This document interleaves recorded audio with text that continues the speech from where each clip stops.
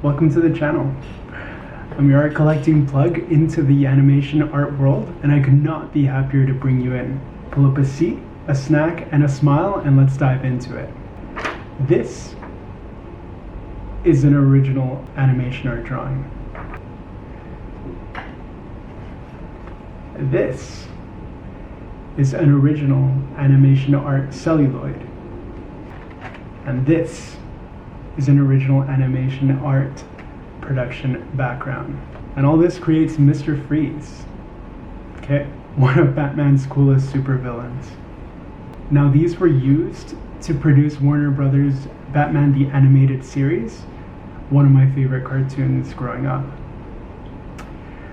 So just to jump into how it works, basically animation artists would hand paint a background to set the scene. Whatever mood they set out to capture, they would do so on the animation art background. Then they would draw the character frame by frame, copy that drawing onto celluloid, which is what I just presented earlier. And they would either do it by hand tracing it, or they would use a Xerox machine. Then they would flip it around, and they would hand paint the back to ensure the front appears clean. What you saw there is the finished product. Okay? Now, my favorite part about this is the fact that it's all hand painted. This is vintage stuff. I want to put an emphasis on the fact that there is a seal just right here. Okay? And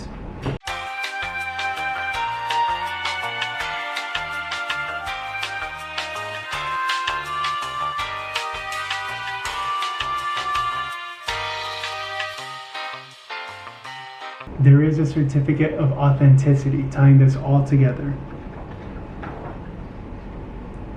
Okay. On average, it would take approximately 12 to 24 cells to generate 1 second of animation. By employing the method of animate on twos, some studios would capture each cell twice. They would take 2 pictures to save time and money rather than going through the entire process to create 24 unique cells per second.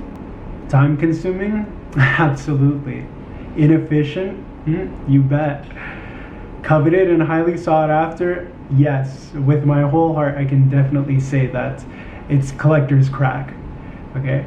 But that's why we're here. Because today's cartoons no longer employ this method of madness. It's a thing of the past. The turn of the century marked a departure from this traditional cell style of animation, and they moved towards a more modern, efficient method using digital means, digital painting, animation software. So for people like me, things like this,